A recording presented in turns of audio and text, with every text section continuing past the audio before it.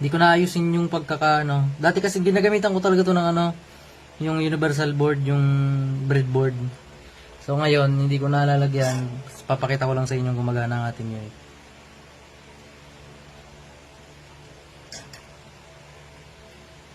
So yan.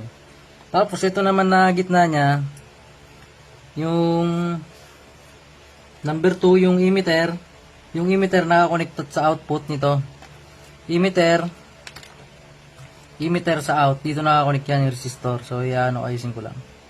Yan, bali ganyan yung magiging wiring niyan, ganyan.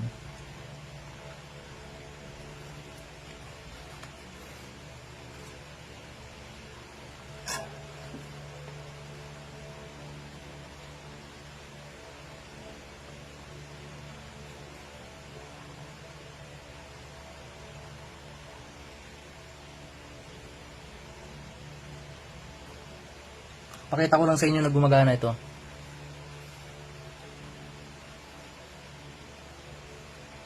Yan. Konektado sa gitna ng sa output ng volume control. Yung emitter ng ating transistor. So ito yung emitter, yung gitna.